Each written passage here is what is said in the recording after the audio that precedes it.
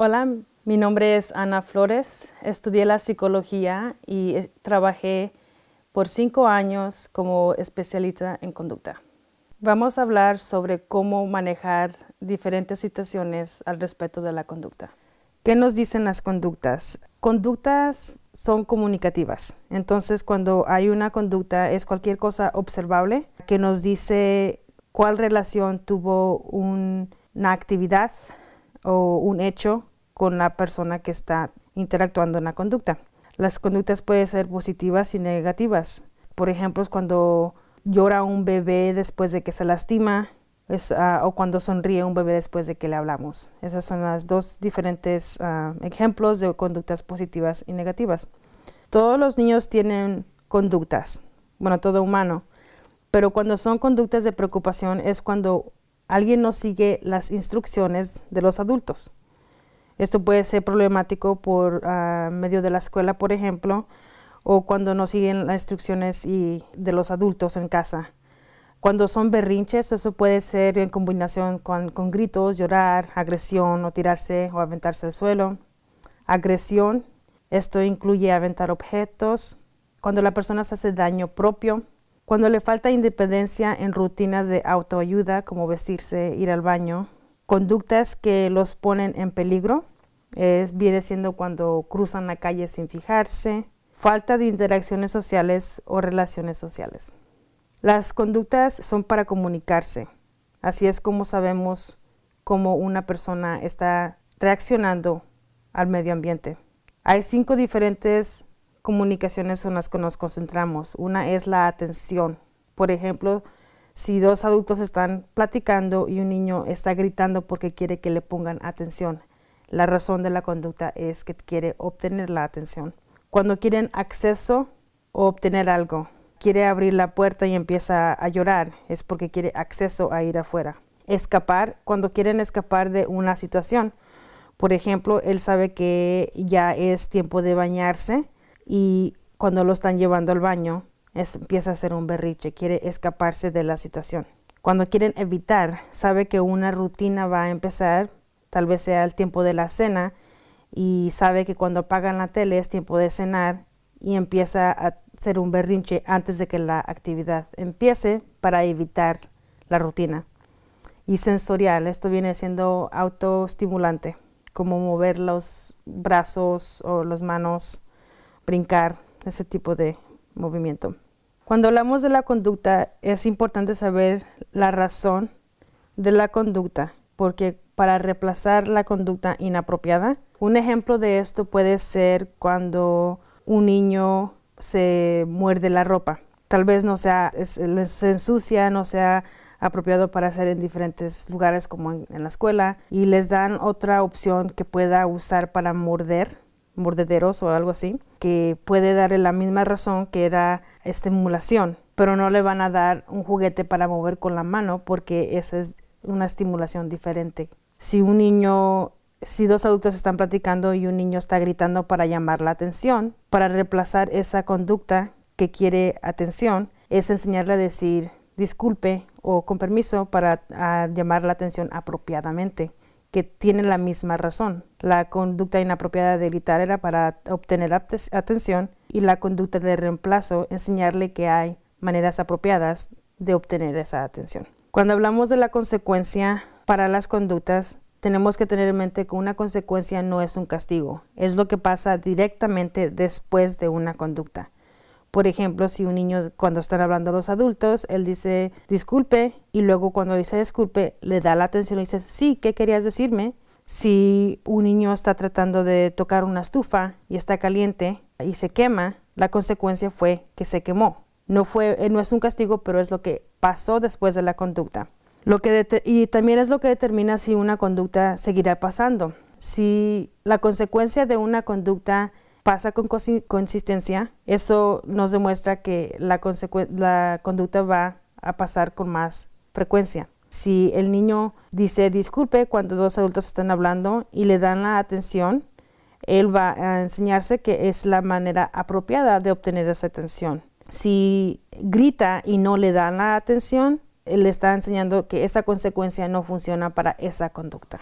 Entonces, cuando estamos hablando de conducta, el primer paso es identificar rutinas problemáticas. Hay veces que nuestra conducta pasa con más frecuencia o menos frecuencia dependiendo de lo que nos rodea. Por ejemplo, el clima. Hay veces que el clima nos cambia la actitud, cambia nuestra conducta. Horarios, cuando hay algo que cambia en rutina. Todos los días van a la escuela, pero se canceló ese día o está enfermo. El ambiente, si está muy caliente, si está haciendo mucho frío, está lloviendo. Todo este tipo de cosas cambia la conducta de nosotros. El segundo paso es identificar cuáles son los disparadores. A esto se refiere a qué es lo que pasa antes de una conducta. Por ejemplo, apago la tele y empieza a tener un berrinche. ¿Okay? Entonces, el antecedente, el disparador es apagar la tele. Si un perro ladra y eso lo hace que tenga una conducta, ¿okay? ¿Qué pasó antes que un perro estaba ladrando? Empieza a tener un berrinche cuando hay visita. ¿Qué pasó? Alguien tocó la puerta. Esos son los disparadores. El tercer paso es identificar cuál es la razón de la conducta, como hablamos anteriormente. A veces no se sabe la razón, no es tan obvio, entonces tenemos que tomar datos en hablar de cuáles fueron los cambios en rutina o el clima, diferentes horarios, qué pasó antes, cuál fue el disparador, cuál fue la conducta y cuál fue la consecuencia.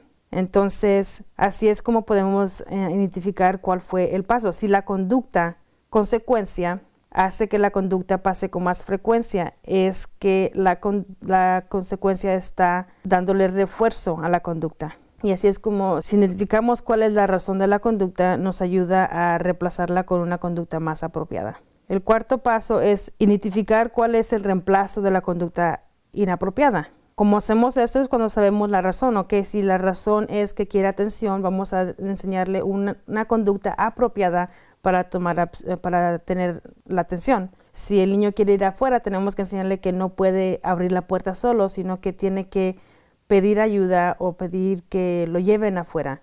Lo que quería es acceso a ir afuera y le vamos a dar acceso cuando él pide que lo ayuden o que lo lleven afuera. Si lo que quiere es estimulación, con las manos, si está moviéndolas rápidamente, enseñarle que hay juguetes en los que puede manipular para darle la misma estimulación, que es más apropiado con un juguete que nomás estar moviendo las manos, por ejemplo. Y el último paso después de identificar cuál será la conducta de reemplazo es hacer un plan de conducta para enseñarle el reemplazo. Y también tener que crear oportunidades para enseñar el reemplazo nuevo. Eso significa que si la conducta que están enseñando es que apropiadamente interrumpa una conversación entre dos adultos, va a aumentar las oportunidades donde hay dos adultos platicando para enseñarle que tiene que decir disculpe cuando están hablando los adultos, por ejemplo. Si está enseñándole que no puede abrir la puerta, va a crear las oportunidades donde esté en casa o donde tenga la opción de poder abrir una puerta, pero antes pidiendo que la abran o ayuda. Es muy importante cuando estén enseñándole una conducta de reemplazo, que no sea solamente una persona enseñándole y que también sea, si es posible y es comparable con la conducta, que lo hagan en más de una área. Por ejemplo, que no es cosa que solo se hace en casa, no solo en casa se interrumpe apropiadamente a los dos adultos, sino cuando están en la tienda o cuando están en la escuela o cualquier lugar, y que no nomás es cosa que se hace cuando están con mamá y papá, sino que es cosa que se hace cuando hay cualquier adulto que esté hablando o en una conversación. Están enseñándole que no se abre la puerta sin permiso, por ejemplo, enseñarle que no es cosa que solo se hace cuando están los padres en casa, sino que en cualquier lugar que estén, en cualquier edificio, si hay una puerta que no solo pueden salirse, tienen que pedir permiso o ir con un adulto. Entonces es importante también saber cuáles son nuestras opciones, usar nuestra comunidad. A veces hay niños que tienen conductas cuando van a la tienda, lloran, se tiran al suelo porque no les compran un juguete o cualquier cosa. Saber que puede usar la comunidad. A veces pueden llamar a una tienda, decirles con lo que están trabajando, averiguar cuando no están tan ocupados en la tienda para poder practicar con su hijo, que se van a ir de la tienda sin comprar el juguete, prepararlo y decirle anteriormente que vamos a ir a la tienda, vamos a comprar X cosa y nos vamos a salir y no vamos a comprar nada en adición de eso, no juguetes. Y si tiene un berrinche, no hay mucha gente, van en una hora que no están tan ocupados, o a veces tiendas pueden abrir un poco temprano para que usted pueda ir a practicar esto. Dentistas y doctores, también a veces los doctores o dentistas les deja que vayan a la clínica antes para que su hijo o hija vaya familiarizándose con la clínica para que no tengan tanta conducta cuando vayan.